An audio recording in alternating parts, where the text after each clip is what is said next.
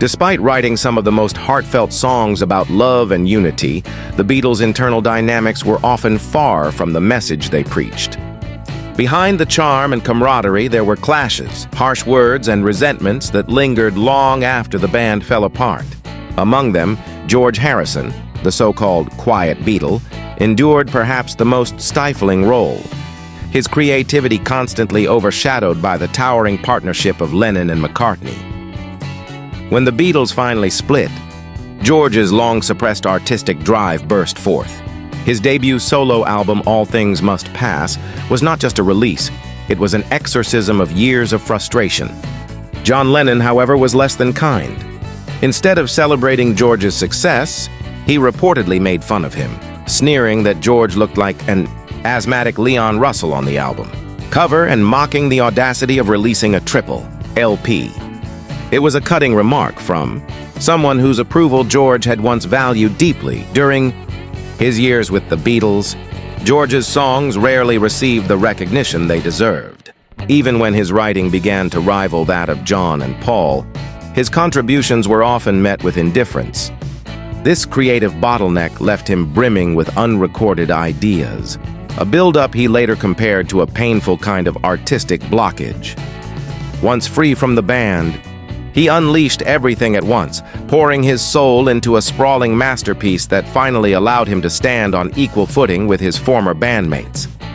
Still, freedom came with its own shadows. After years of feeling creatively dismissed, George was haunted by self-doubt. In a 1977 interview with Crawdaddy, he admitted that working on All Things Must Pass was both liberating and terrifying. He confessed that the Beatles' experience had left him musically paranoid, unsure whether his songs were any good.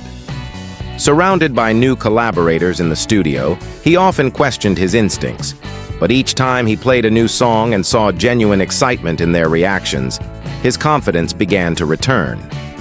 Slowly, George realized that the music he had been holding inside for so long was more than enough. All Things Must Pass became both a personal and artistic triumph. Songs like My Sweet Lord, Wah Wah, and What Is Life resonated deeply with listeners, propelling the album to massive commercial and critical success. It was a statement. George Harrison was no longer the quiet Beatle. He was his own voice, finally unrestrained. Even so, Lennon's negativity lingered. George later recalled how John had mocked the project's size and tone, unable to resist one more jab. Yet George had reached a point where it no longer mattered. He told Crawdaddy that he had stopped caring what others thought. Success or failure, he would carry on for his own peace of mind. What truly mattered was the integrity of the music and the joy of creating it. That sense of joy, after years of being silenced, filled every note of All Things Must Pass. "I knew before I started that it was going to be a good album," George said later. "I had so many songs and so much energy. It was pure happiness to finally let it out." Even Lennon would later concede in a 1970 Rolling Stone interview that George's record was all right, and perhaps even better, than Paul's early solo work. Faint praise from an old rival, but telling nonetheless. History, however, would prove George right. All Things Must Pass produced the first #1 single by any ex-Beatle, My Sweet Lord, a success Lennon himself wouldn't match until 4 years later. George Harrison's All Things Must Pass was more than an album. It was vindication.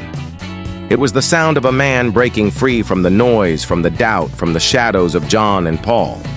It was, in every sense, the peace he had been searching for all along.